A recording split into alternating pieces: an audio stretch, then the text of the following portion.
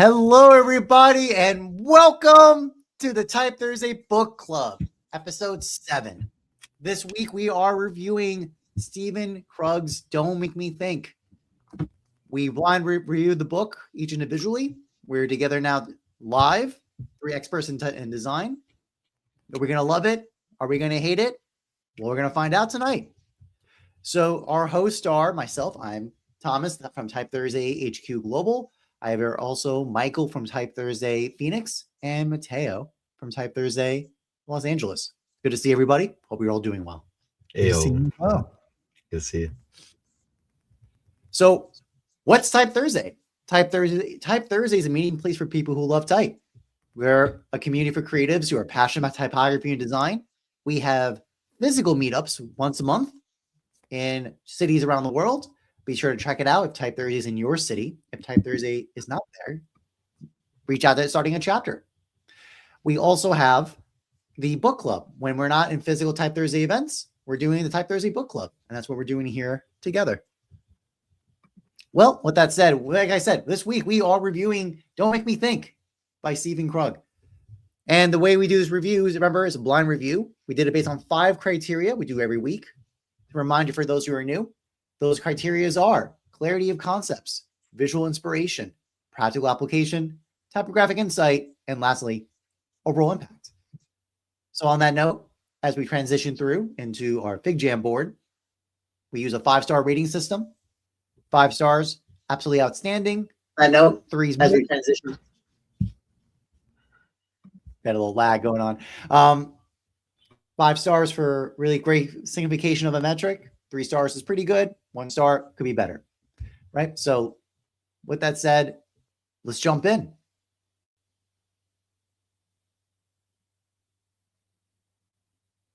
Okay, so our first category is clarity of concepts. How clear are the ideas and the arguments explained in the text?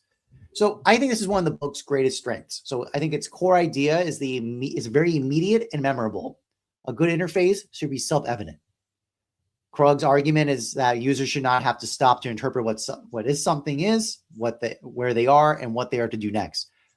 I think that very much the framing about thinking about removing questions and declaratives versus questions, as in addressing where am I, where should I begin, what is most important, why is this called that term. I think these are really great insights, very straightforward but very clear in terms of the clarity.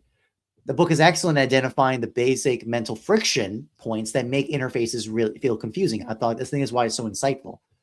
It also gives very usable language for describing them. It accounts for scanning. That's especially important. Users don't patiently read interfaces. They glance, they glean, they move fast, they make judgments in a very partial attention way. That framing is really durable and really importantly sharp. So I think other aspects I'm thinking about was idea of self-evident versus explanation. I think those are really nice distinctions there.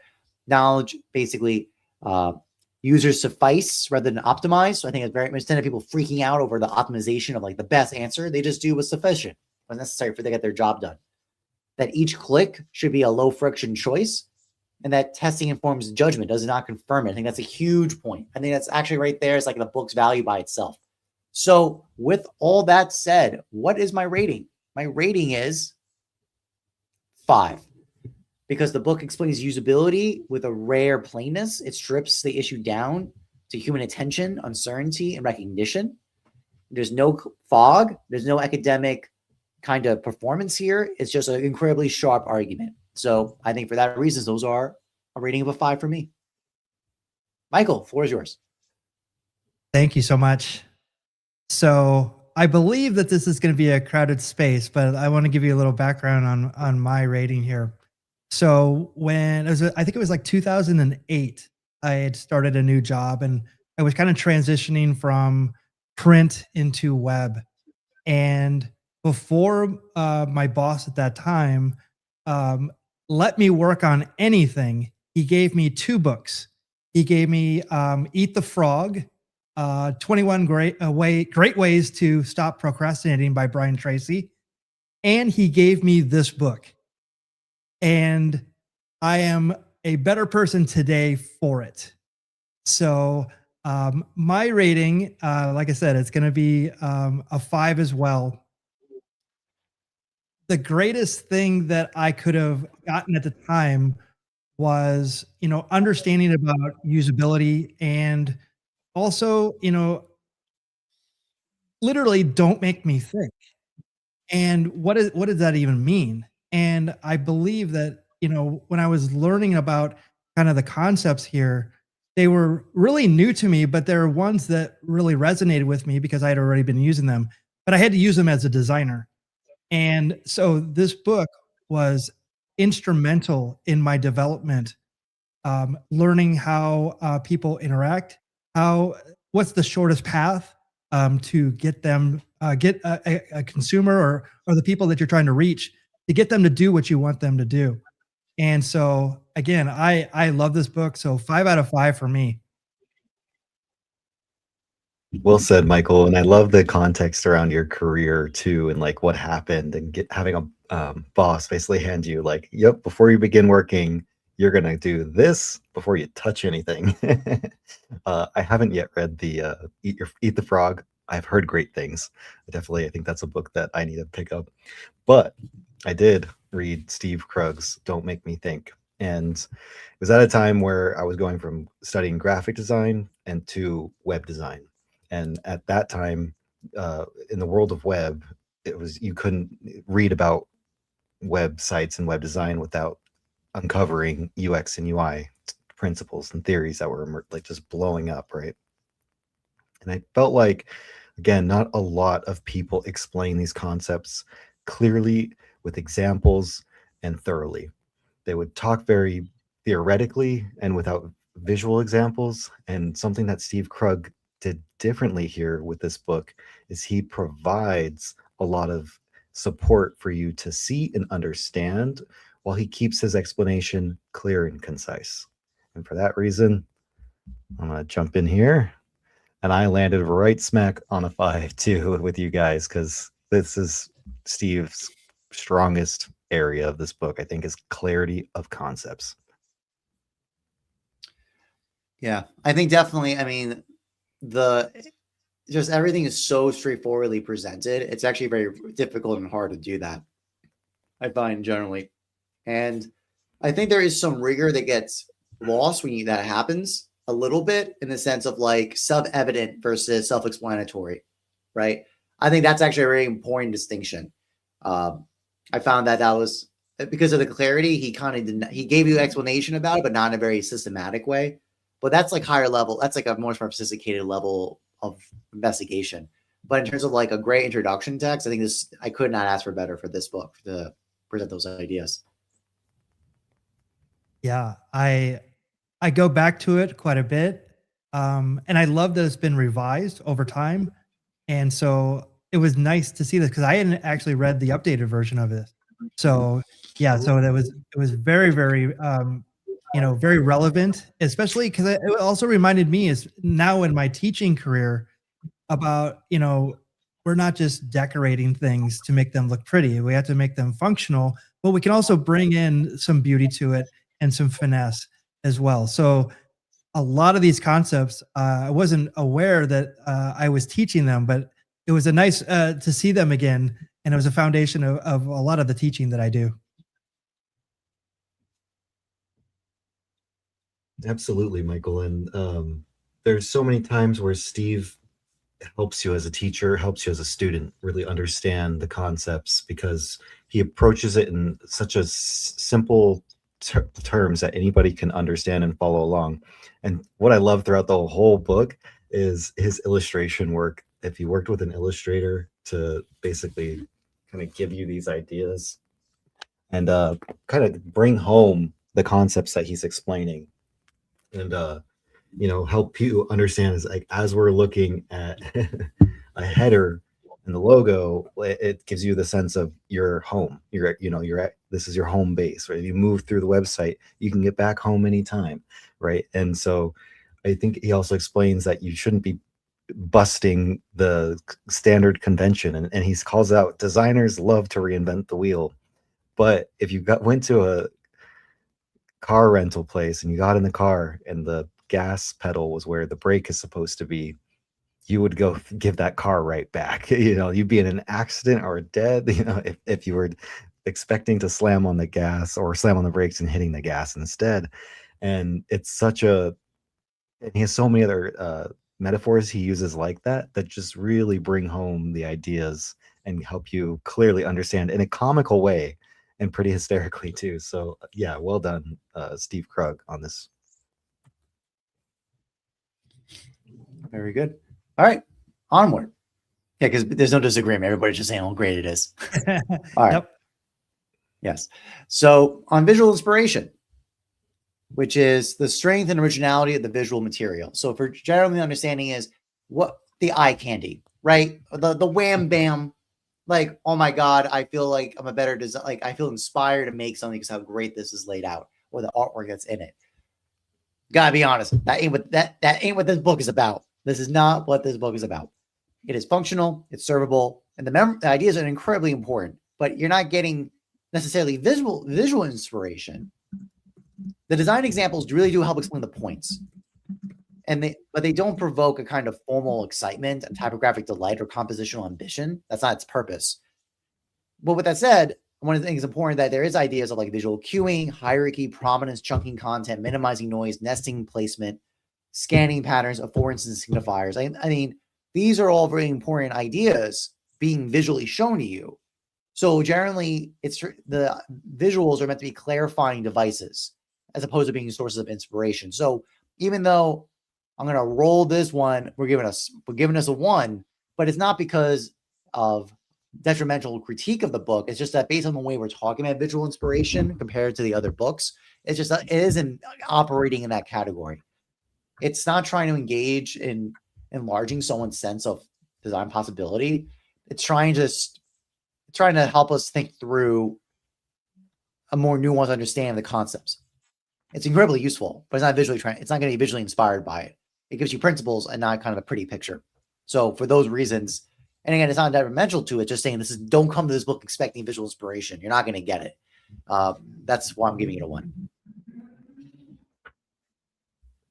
Yeah, so I'm going to go with you. I'm not going to go as low as you. I'm actually going to put myself right here as a 3. You're absolutely right. It's they're helpful visuals. They're functional, not inspirational by any stretch, but they definitely get the point across and help you with those clarity of concepts that we spoke about before. And you're going to flip through these pages. Not a lot of design inspiration, and you're not going to want to create anything ornate, but you're actually probably going to simplify your designs and make them more functional, which is actually the purpose, I believe, for this book. Like, Michael, you said it very well. The illustrations and the visuals in this book, they help provide further clarity of the concepts. So I think Steve Krug did a really good job sort of marrying visuals to the ideas he's trying to explain, so you can more easily understand and interpret it, while he's got the comedic his spin on it. So I love the humor that he has, because he's got this sketch art style, comic book style, like from the old newspapers where you'd like read a comic that was funny. And I like that he took that approach here, because a lot of the text that I was reading about web design was so dense at the time when I was studying in school. And this was a breath of fresh air, because he took such a fun and human approach to writing about the web and writing about the decisions that we're making, and this concepts of don't make me think. So for visual inspiration, something that you see is you get these diagrams just like this, right? And these diagrams help you to interpret, like when you look at a browser, what's going on, what is someone thinking and feeling, and what are they going through. And he kind of has these thought bubbles too. And then he also has a great example where he shows you a website in another language, and what you notice there is that even though that website is in like it's I think Mandarin, you can tell right away that it's a news website because of the way they follow convention. And you can tell there's articles and features and headers. And he says, if you don't believe me that there's a power in following convention, just look at how much you understand as a user looking at this website where you don't know the language, but you know how you can follow along and what media is being served to you. And if you click somewhere, what you might find, right? If you want to read a story and how you could go deeper into it. So I thought for me, the visual inspiration comes along with the sort of concept of clarity in a way. So I didn't want to rank it right at 1, but I was like, I can't, hold on, I'm gonna bring up my board here. I was like, I can't also rank it somewhere high. So I'm pretty much right in the middle with you guys. I'm going to rank it right at 2 for visual inspiration. When we think about Don Norman's design of everyday things, you got like no visuals there whatsoever. And the ones you did, they were black and white and just like dull.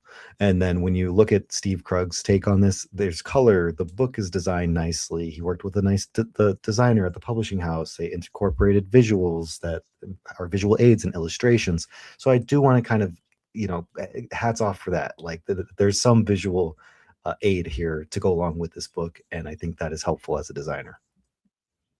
Okay, so we got some good tensions, but as we see, we have Matheo splitting the difference in terms of. I think that's certainly fair, especially in contrast to design of everyday things. Yeah, this is first of all, it is less information dense, obviously, right? Like design of everyday things really it's a full textbook, right? It's a full proper, not like little textbook versus this. This is much lower in word count, right? Its density of information much less. But I do agree. It is laid. It actually has design intention. I don't know if Roger. I don't know who designed. I know Roger Black gave the forward of the edition I read. And Roger Black's a very famous editorial designer. So I'm not that surprised. It makes sense that it would be laid out with some sensitivity to typography and hierarchy and all that good stuff. I do agree. The shtick of like the 1950s cartoon character illustrations is kind of fun. I do agree. So I had to say, you're kind of warming me. I maybe make it a 1.5 after this discussion a little bit, but my rating's locked in, so I can't change it. Yeah. I was, this week I was teaching my college students. We're making tables in InDesign, and even teaching those fundamentals of just like, blocks, like what goes in those blocks and how do you split those blocks? How do you, and the information that goes in there, like the hierarchy, like what does that even mean? And I feel like I was channeling a lot of my the lessons of this book in my teachings, because that's exactly what I was saying. Like, why is this? I showed some bad examples of tables as well. Like, why is this bad? It's because the information is foggy. You don't know what to look at. Your eye doesn't go to anything. But if you do it correctly, it'll flow and will get the effect, especially on an e-commerce website. What do you want them to do? You want them to get the shortest path to making that sale. So as a designer, that's what our job is. Hopefully, in the end, we probably don't get paid for making sales, but we have to make that flow very simple. Well said, Michael. There's so many ways that you have to simplify the interaction for the customer. I think Steve Krug does a great job at that here, kind of like illustrating that for us with these cute illustrations. I think the great thing that the illustrations do is they make fun of exactly what happens, right? He's like, you're gonna have some thought bubbles. Here they are, and when encounter a bad website, you're just kind of scratching your head and like, why does that link say that? Like, why would this thing that I'm looking for be worded that way? But then you find out that's what you've been, that's where the page is nested under, and it was just a poor design. The other thing he makes fun of is, the developers and designers who sit into a focus room and watch someone try to use their software for the first time, and they just are like yelling, like, just click the software button. And so I thought that was hilarious. His stories and anecdotes that he shares along with this, it's just really, really great book. Noted. All right, onward. Practical application, the usefulness for teaching and professional practice. I kind of have a feeling what everybody else is going to do. I'm going to like save the suspense. We're going 5. We're going strong 5 on this one, because listen, I mean, the application, it is funny considering like I got the first edition. I didn't get the revised edition. So it is strong early 2000, early like 90s. It's 90s internet. Okay. There's like discussion of above the fold discussion. Okay.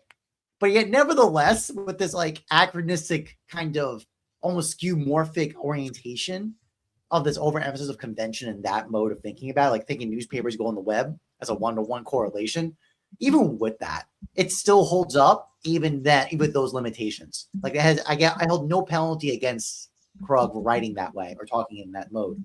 Maybe he updated in the revised edition, but even if he didn't, listen, the clear visual hierarchy, chunking content, minimizing noise, prominent signaling importance, remove half the words, then remove another half again, reduce ambiguous choices, use navigation as reinsurance, design for scanning and speed, account for context, viewpoint, distance, use testing to expose friction, understand that good enough is often beats optimal in real behavior. Listen, these are outstanding insights that stand the test of time, regardless. Like anyone can learn this. And this is such an important details to learn this. This book is timeless in that sense, in these points. And I think actually the big note is that the user does not behave like an idealized rational chooser. That's a huge, like that alone. That's like which is, by the way, the principle of behavioral economics, like that basic like behavioral economics, like it's like, I don't know which one came, likely that came first and then Krug's building on this argument, but who knows? Either way, that heuristic alone, just because something is the rational choice doesn't mean it's going to be the right choice for your users. That's huge. I think that's already like a great heuristic to use. And the reason why he's saying this is because of the sufficing quality of people making decision-making based on that. Not the best choice, it's just a good enough choice. I think that's incredibly important. And that alone is just practical insights worthwhile right there.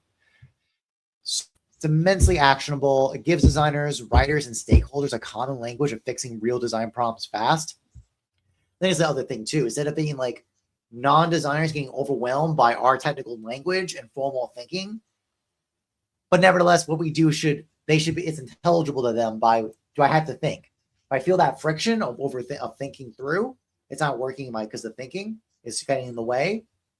That's something we can all understand each other with. So I think that's a really important detail. Absolutely. So, like I said, this is going to get crowded here. I'm definitely going 5 here. So this is extremely actionable.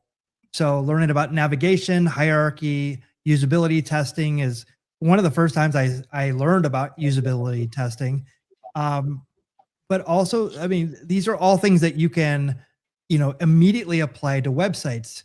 But then when let's see, it would have been 2008, like 7 or 8, that the iPhone came out, and I kind of saw like where apps were going. So it was actionable on that. But I was learning also, I was passionate about typography. So I figured typography would like fit into this.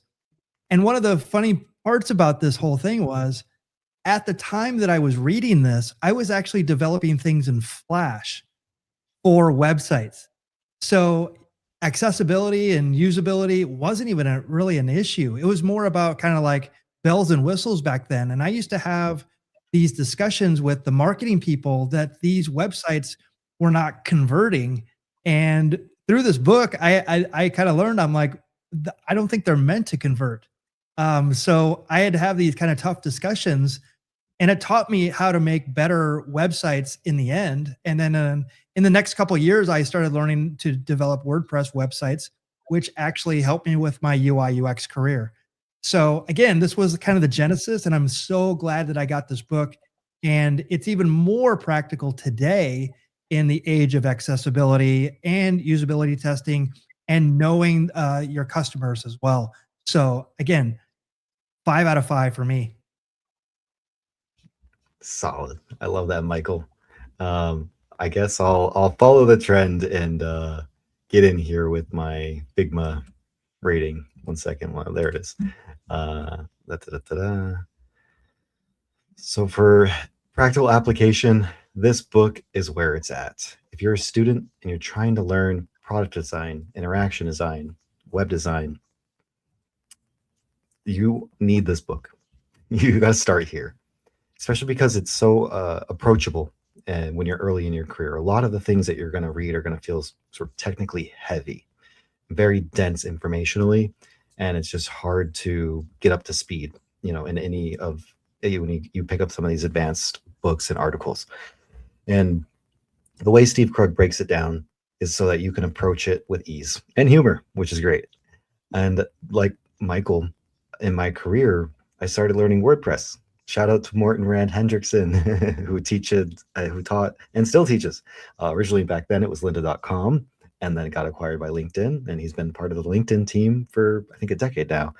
Wonderful teacher, and I followed along learning from him WordPress, and it's the mission of WordPress to this day is to democratize the web, and I loved that. And it also got me learning how to build user interfaces, learning how to build systems that could scale, working with existing code bases and understanding why there were conventions. And there were definitely times in my design career I tried to break the conventions, and then I'm like, I later on realized why it didn't hit right. And like you said, Michael, when we all too often try to reinvent the wheel as designers, get the bells and whistles and make it flashy, it looks great, but then guess what? You go and you pull the metrics, the analytics, and it's not converting, which means it's not driving the sale. Your customers, overwhelmed, and they can't figure out how the damn thing works or where to find what they need.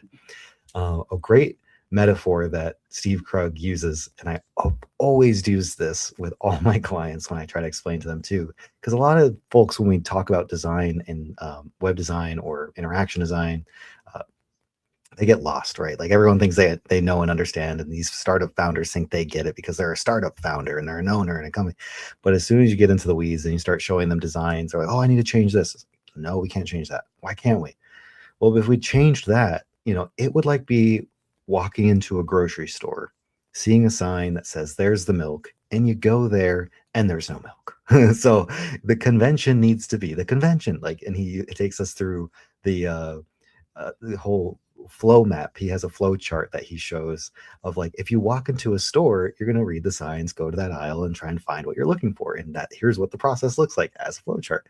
If you don't see what you're looking for, you're going to get pissed off and consider leaving or ask for help. But a lot of times people will just leave altogether. And in the web, they're like sharks. People have to keep moving or they die. And I read that and I was like, oh man, what a amazing concept. And I have used that throughout my career in so many ways. So the practical application here is very strong. I even think too that don't make me think could even be these concepts are so time lasting, standing the test of time. You could take these and lift these concepts and apply them to what you're doing in graphic design, what you're doing in type design. Don't make people think you can't break the standard convention of an A, of a B, of a C with your you can push something here and there, but it's got to be usable and approachable in some way. So I think this can even apply to other areas of design as well. Excellent. All right, again, unanimous voting. So onward we go. No disagreements about this. Okay, typographic insight, the depth of typographic thinking, if applicable. So obviously this is a big question mark here. Yeah, here's the thing. It's not obviously because it's not technically heavy. This isn't dealing with typography. It's not going to go through and talk you through anatomy or typographic terms or type styles and legibility or even things like contrast, like figure ground contrast, things like that. That's not really what this is about. It's much more. It will give you insights that you apply to typography. Just require a little application. Usually with an instructor to work with you or you using your mind a little bit. So things like prominence, visual hierarchy, chunking, reducing word count, minimizing noise, language, visual cues, things like that. I think basically it's very important. It's a good supporting text, right? Part of that larger conversation. So actually, I think in combo with Bringhurst, if you think this and next week's book club on Bringhurst for Spoiler, I think that's a great combo right there. But as a book, in and of itself, I think it gives you the emphasis of the idea of usability and how language needs to be shaped for people to engage with it in a useful manner. That's very useful, but in and of itself, which typography is meant to honor and to reflect, especially when it's on the web. So, but that said, though, based on the actual content of the book, I landed it on a 2 because the book offers useful typographic consequences but it's not rich inside and of itself. And I think that's my general takeaway right now.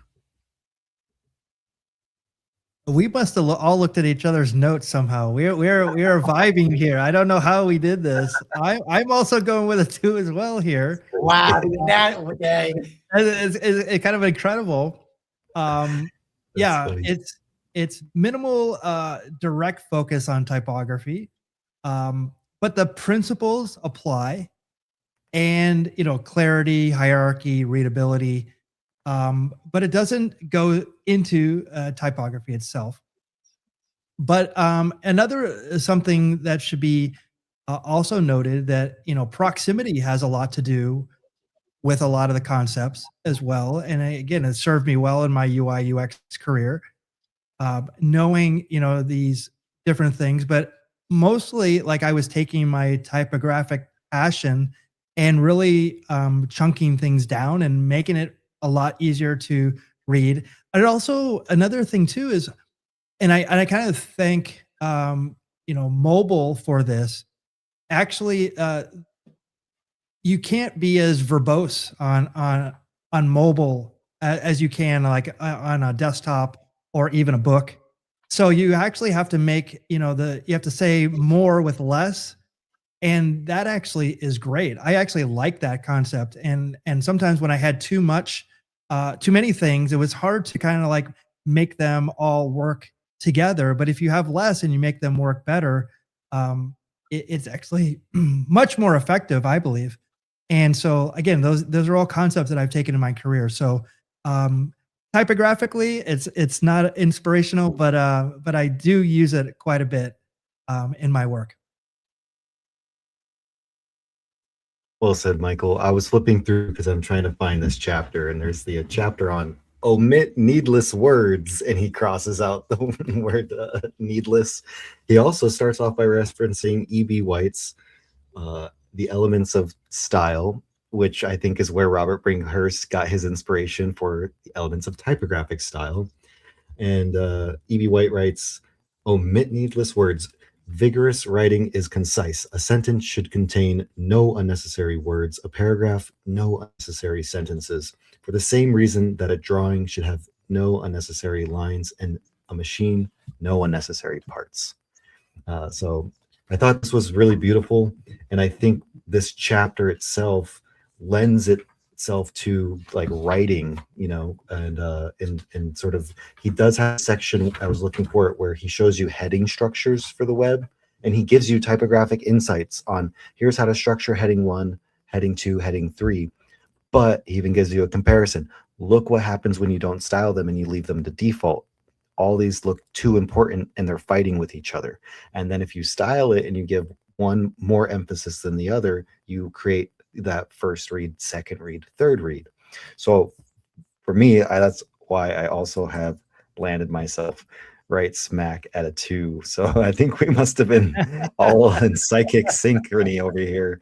It was just crazy. I can't believe we all voted the same here, but hey, Steve Krug is consistent. Yeah, Matheo, I think these are great points. I think especially that's my thing. Like, he does talk about it, but again, it's like the perspective about typographic interventions are like solely different from ours, right? He's not talking about leading. He's not talking about contrast. He's not talking about genres of type, which type genres you're using. You see, so that's why all of us are like, we can't give it higher than a 2, because but it's clearly, obviously, it applies. Like, you need to know what he's saying so that again, like Bringhurst next week is going to make sense. Bringhurst makes sense when this is in your play, when this is in your tool set. So I totally agree. I think it's kind of interesting. We all came to the same conclusion considering our backgrounds in type. There's no knock on it. It's just that it's just not what it's built for. This book is in and of itself not built to be the typographic insight book, but it definitely sets you up for it with the other texts. That's for sure. Yep. Okay. All right. Our last section. Overall impact. Lasting relevance and influence in the design field. All right. We're not gonna spoil. I have a feel. I think I know what our conclusion is going to be as a group. I have a feeling. Whoa. Okay. 5. not even debatable. The very fact that this text is being cited even now, like 30 years later, it's crazy, especially on the web. Like that's a little nuts considering, again, even despite its skeuomorphic bias of the 1990s, it still endures as an insightful insight. It's amazing. Insightful insight. It's just an insightful document. It's quite amazing. I think actually another, by the way, we didn't talk about it that much. I think its mode of user testing is the par excellence. Like he synthesized basically, listen guys, do get 3 to 5 people. Just do it with 3 to 5. That super heuristic is it's just a game changer. And the very fact of stop arguing about what you think is the right move in the boardroom. Cut it out. Not useful. It's not useful. Everyone shut up, put it in front of the users, and get the answers that way. That's a huge insight because you're not like sitting pondering in great philosophical aesthetic mode of what is the ideal state of this web page, right? Because he says that's useless because you might be completely wrong. You might be completely mistaken, let alone the fact of like, because it sets up it breaks the model of like the artiste, the fine artiste with the genius who's in the boardroom and fighting the fight to get beauty out in the world because corporate demand and capital stopping you because they have no taste. Like he just obliterates that whole framework, in my opinion, because I think a big note is in that user testing. He says, listen, look for surprise, shock, inspiration, and passion. That's huge. So the point is like, you're not, the entire, like, I think it's completely shaped my higher teaching methodology, my higher level classes. Like once foundations are taught and skills are taught, now we actually have the question of making with users and people and clients. Now it's all about, I actually have my students do that. They make prototypes and test it in the world, which is, by the way, not the normal mode of teaching in design. Normally you're in the studio room and that they got to play the simulacrum of like the professor acting as a client or acting as the user, but that's not really the reality. Versus, no, you go make the thing and put it in front of people who are actually going to use it. And then guess what you find out? You were wrong. You're going to get surprised. Something's going to pique their interest. It's going to get frustrated about things you didn't even anticipate. It creates that, the language of human-centered design and empathetic states. And quite frankly, makes design much more empirical. It's a mode of empirical investigation. I think that is a foundation that talk about, if there's ever, we were talking about last week, like off the charts, I find this text is one of those examples because it sets up an entire new paradigm of how design could be considered. And it doesn't even try to do that. It's not even its goal, but its consequence is that because it's so applicable. And if you actually apply a design methodology based on this, you'll get less drama, less stress, more effective outputs, more likely it actually gets out in the world and has the impact it's supposed to do. And God forbid, actually beautiful at the same time. Like you actually have a fighting chance because now you're not beauty no longer the beautiful no longer becomes this like great contest of fighting with like the people who just don't get it. Like you're the ones that you got it, you get it, and everybody else doesn't get it. It sets up this elitist attitude. It doesn't work. It doesn't work. It's not effective. So I find for these reasons a very enthusiastic 5-star, maybe a 6 if we had it, but we don't, so we get 5 stars. And that's all I got. I love it. I love it. Nice. So great minds think alike. And you would expect that I did a 5. I'm actually going to do a 4.5, and I will justify this one. So for beginners and intermediate designers, this is a total game changer. Obviously, a book that should be read by any designer out there. For experienced designers, it's a reminder and a bit of validation for a lot of the thinking that we have. It's still incredibly valuable. And the reason why I took it down a little bit is something that I was kind of reminded about is kind of why I got into design, which was, I wanted to express my emotions, but also my expressive design. And I remember during this time being really influenced by a lot of websites that were super cool and really didn't have to have a function to them. And I love just the experimentation of that. This book does not really lean into that at all. It leans into clarity, usability, but emotion, I feel, is a little bit stripped here, especially with like visual identities, you know, because I love visual identities. And I also, at the time that I kind of what got me into the web was, you know, a lot of really experimental web design that I don't see anymore. And so it kind of took that out. So like everything is not a business as well. So that's the only reason why I took it down. But otherwise, like this is, if you're going to be someone who works, you know, as a working graphic designer or anything in that realm, or web designer, this is a must read for anybody like that. I'm gonna fight you, Michael. I'm gonna fight you on that. All right. Because I'm landed right smack at a solid 5 for overall impact.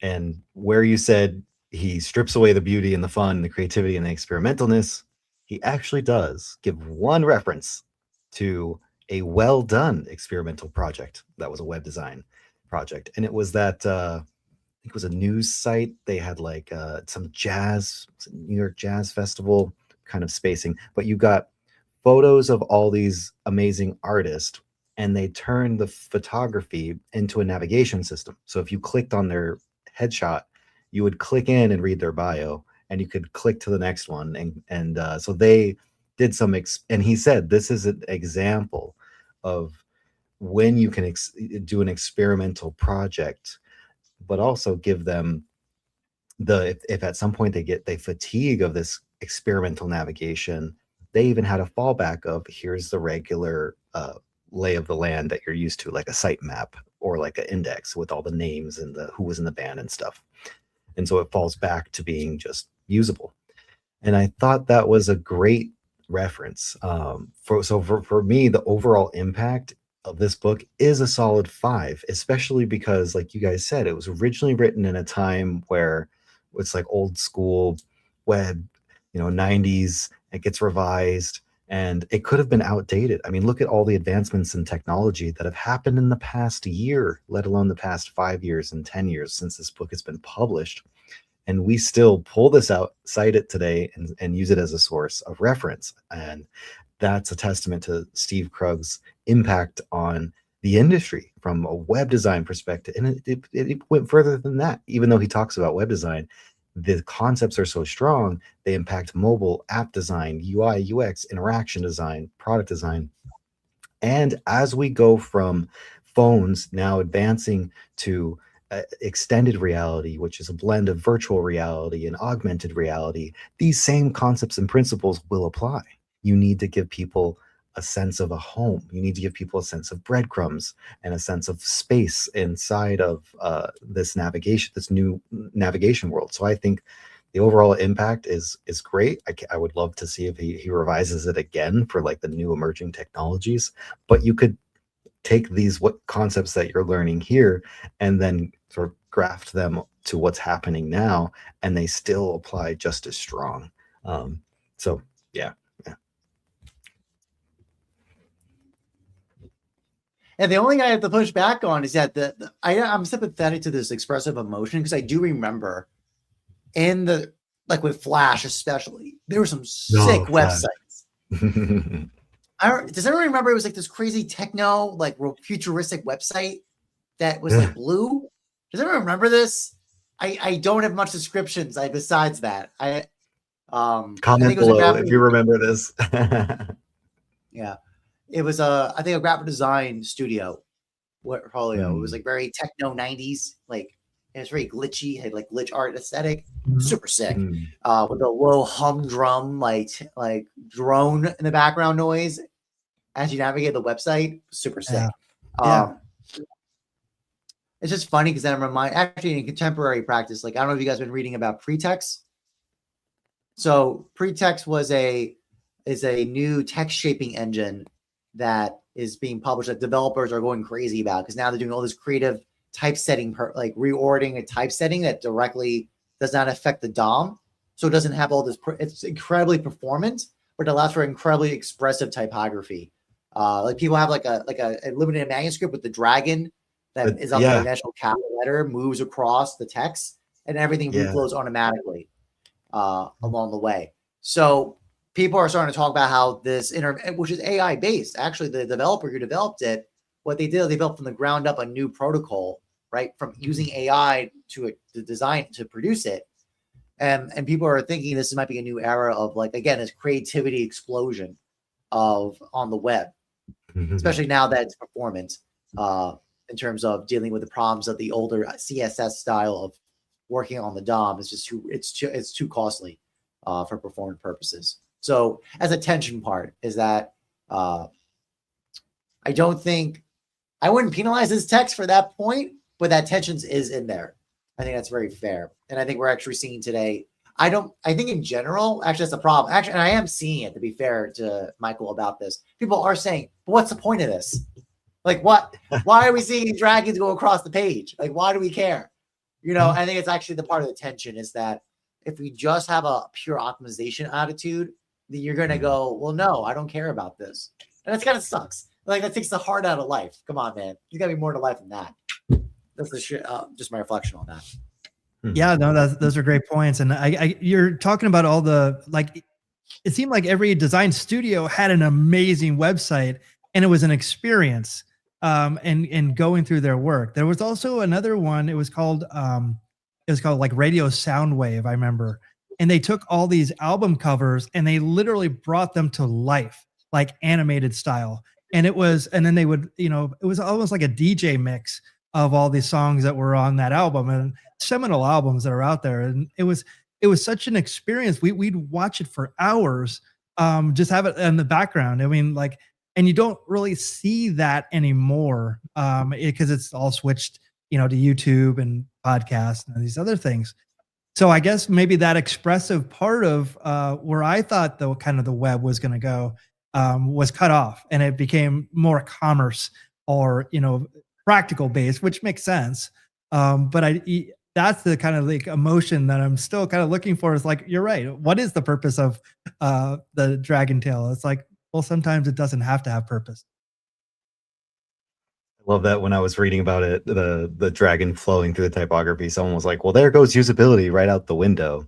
And like everything we fought for.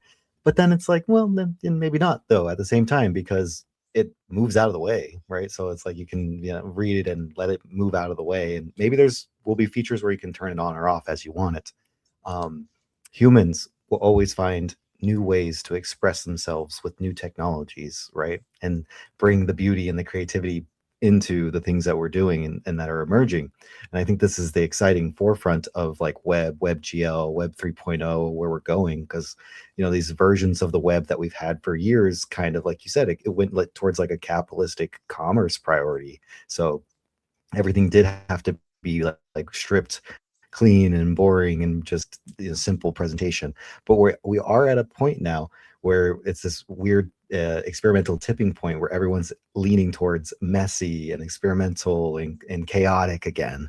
And now, is that going to be the thing that gets you hired? Well, it depends on industry, your client, who you're trying to appeal to and reach. You still need to be able to do the probably clean commerce stuff too. You still need that in your background. But if you can show that you have like experimental techniques and you can find a blend between usability and experimental, now that's the unicorn right there that we will be all looking out for.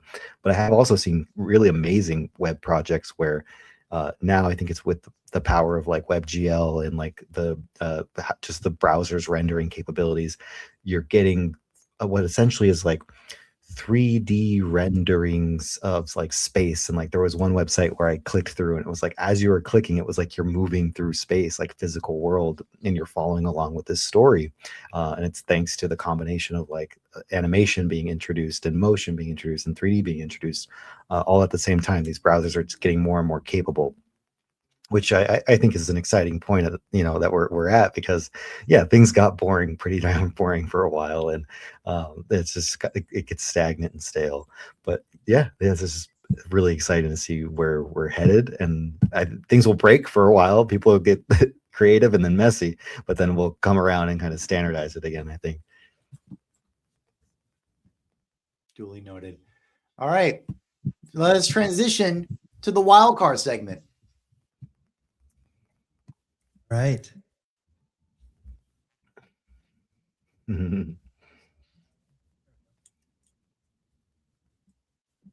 Wild card coming up. There we go. So as Michael's loading it up, the wild card segment is when we have these random prompts. We just do a little transition spinner, and we do a little response based on what prompt we got. All right, let's do it. We're in it. Spin that wheel. Is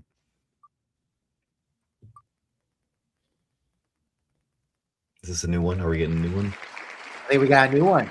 Oh, we're gonna adapt this into a 3-panel comic. What would the first panel show? Oh, this is awesome. This is perfect. Illustration style. It's like this is like designed for this. Man, the synchronicities of this event, of this critique or feedback session is amazing. I feel like a very confused individual, like looking at a web page, going, "What is this? What am I seeing?" Yeah. Is that literally? That's it? That's the first panel of yours, Thomas? That's what I'm thinking for mine. What do you got, Michael? I said, are you reading my notes? That's exactly literally.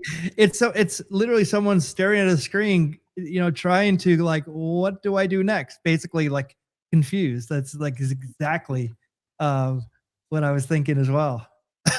Please tell me Matheo is looking for like an image. I actually does it. Here, Michael, switch over the camera. Yes, I found it. It's this right here. This will be the first panel for me when he's illustrating the point where you have to sit down and do an interview with the user. And what you're going to realize is as they're looking at the thing that you designed, they're scratching their head and they have no clue what's going on. And as you ask them to talk out loud, you're going to get funny little things like, I'm not quite sure what this means. And the designer's like, groaning their teeth like, I designed it, so you should know exactly what it means. So yeah, that'd be the first panel. Yes. This spinning wheel gave us the best prompt possible for this book. I swear. Yeah. I agree. I've been on both sides of usability testing, and one of the most defeating things, well, when the person was doing it with me, is seeing like just the sorrow in their eyes about what I was saying about it, because I actually had a higher design value. I have no idea what to do, because I was pretty blunt about it. But then when you're on the other side of it as well, and when you're doing it, it's like your heart sinks, because it's like you literally you have to go back to the drawing board, and that's such a painful thing for a designer to and you have to go through that to understand it. It's really good for designers, but it hurts. It hurts in real time. It hurts. I remember the first time I had developed the e-commerce website from pretty much ground up, WordPress. Thank God for WooCommerce, and but it was a pain. And then I'm usability testing our e-commerce website with the team members, and oh man, just to see the look on their faces, and I was like sitting there biting my tongue, like I can't guide them, I can't tell them, like I've got to let them figure it out.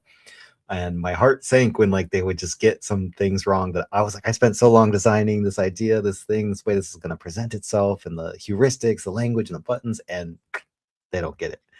Yep. So yeah, I had that like heart sinking feeling in my gut, and I had to go back to the drawing board and completely change the way that I looked at designing for the web and writing for the web and the heuristics and the language, because I had to find their language. I was a designer using design language to try and describe what I knew, and it didn't click, for these other people. So I'm like, wait, no, I got to learn how do they call this by? So like card sorting exercises helped, in one-on-one interviews as follow-up interviews like that, to sort of pull out the keywords that the team was using. And then I rebuilt the whole information architecture with their keywords, with language that they were just using in conversation and with customers. And then all of a sudden people could navigate and get through, and it was just really impressive. Then I had this like glow up moment of like, hey, that worked. Love it.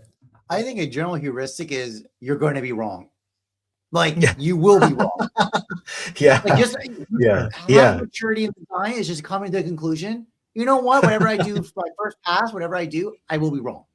Yep. It will suck. Yeah. It will be wrong. And it is accepted. You're like, that's okay. And that's okay.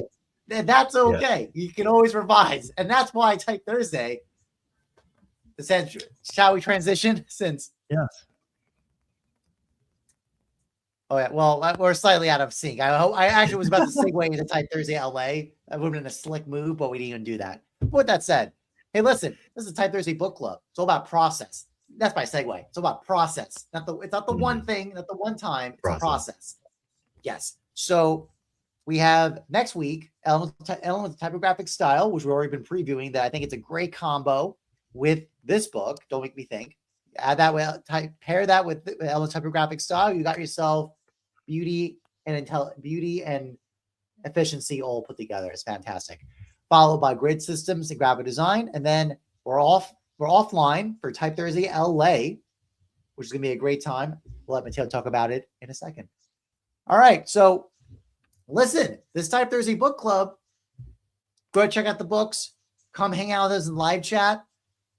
Like, subscribe. We're on YouTube. Be sure to check us out and be notified when we do our next sessions. And these are on these Thursdays at 9 p.m. Eastern, 6 p.m. Pacific. There you go. I'm like, what time zone is over there? Okay. It took me a second. I was like, what? Okay. And yeah, Matheo, tell us about Type Thursday LA. What's going on over there in 2 weeks? We're so excited for this upcoming event because we launched this campaign identity that uses graffiti art, and one of our team members, Rachel Fujita, she's like, I'm so inspired. She's also loves doing graffiti art. She's like, I want to make this graffiti artist lineup, and I was like, let's do it. And then as we're designing, I reached out to a friend of mine, Jorge Gomez, who's at the bottom left there. That's Jorge Gomez. And I was like, yo, Jorge, we're doing this whole identity around graffiti. You're a graffiti artist who's been doing this for 25 years in LA. Would you be down to present something? And the last time he had presented was during the pandemic, when it was Michael Mondragon and I running online events for our friends in LA and all around the world who tuned in. And so that was the last time Jorge Gomez got to present at Type Thursday. It was not in person. So now he'll be there in person presenting a project that he's working on, and it'll be so cool to have him. He also worked and collaborated with Rachel on these artworks. So the tag, the early bird graffiti style, is actually his handwriting vectorized, digitized, and then us adding our Type Thursday spin to it. So yeah, if you're like to meet people, network, and you want to see great work, and get some feedback, come to Type Thursday LA, hosted at HMCT. Shout out to our friends at HMCT for hosting us at Art Center in Pasadena, April 30th. Fantastic. And by the way, the chat has been on fire. So I should check the chat now. Yes, and we have some new people hanging out. Brittany, thanks for joining. Hi. Hope this was helpful. And Andrea, the design planets are aligning. The design planets are aligning. The synchronicities were wild today. Yeah. Thank you all for participating. This is fantastic to see that. Oh, and look, Matheo, your clone is in. Oh no, doing double duty, working chat and hanging out with us, doing both. I had to work the chat. Yes, so, absolutely. Hey, listen, come hang out with us. Come read the books. Come have the discussions. You can always disagree with us too. You say, no way, that's not weird. That's a 5-star. It's way lower than that. Yeah, we want that. We want contention. Yes, we want the drama. We want the drama. Let's get the drama. It's been Type Thursday Book Club with Thomas, Matheo, and Michael. I want to thank you all for your time and hope everyone has a great week. I'll see you all next time. Good night, everyone. Later, gang. See you, everybody.